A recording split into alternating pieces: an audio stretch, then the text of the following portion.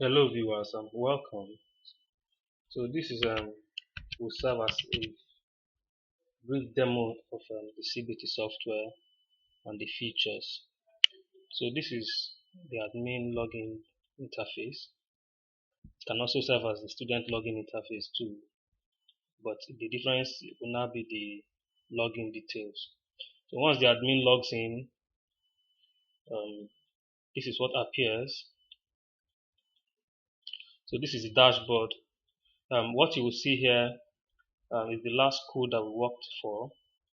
So the name of your school will be displayed here, and also the school logo will also appear here, and then that's for the dashboard interface. So presently we have 0 students and 0 tests taken. So here you have create test, where you go to create the test, and this place shows you all the tests that has been created. And then this is for the students, where the admin goes into add student. So let's start with adding a student, but that's the first thing you should do. So once you click on add student, go straight to register a student, enter the student's name, the student's class, and then assign an ID for the student. This is for login purpose. So assign a unique ID for a particular student, and then the password for the student also. So once you're done, you click on register. So this goes into the student database. So here every student can be located just by searching for those that have been added already. So once you're done adding the students, the next thing is to create a test. But meanwhile, let me show you this. This all test displays all the tests that has been created, all the exams, subject by subject, class by class. So here is a subject, and here is the class. There is the status. This displays whether the exam has been conducted or is still pending. Okay, so if it has not been attempted, you will see pending. But here completed, it means you can see one person has attempted this test. Remember, this is just tentative. You can see this letters here really has no meaning. So you can on or off the test.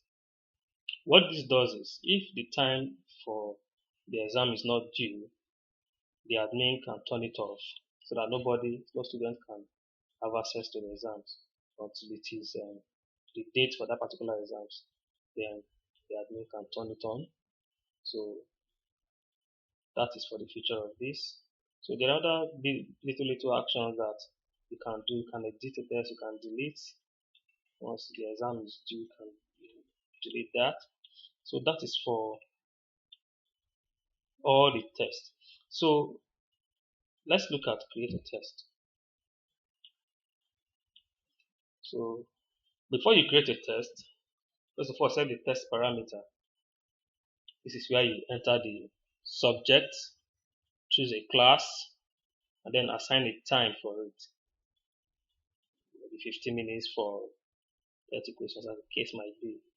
And then customize your test, random questions, random options. And then, do you want the test or the exam to be displayed at the end of the exam? So as when the time is up, do you want the child to see the score displayed instantly or not? You can activate that. So once you're done setting test parameters, you submit the test title, and then you go to set question. Set question. After setting test parameters, so now it sets the test question. Choose the subject, choose a particular subject, and then you go down, choose type in your questions, give your options A to D, and then choose the correct answer to add another question.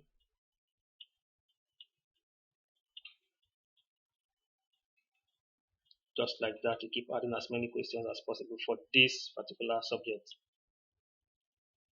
So once you're done, you click on submit. So that goes into the database. So when a child logs in, the child can access the questions, and then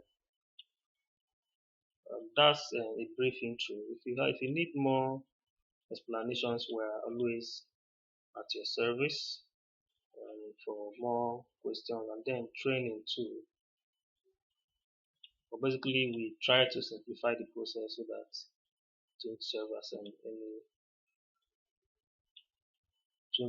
there won't be much difficulty in using it. So this question now, this particular software can be used both offline and online.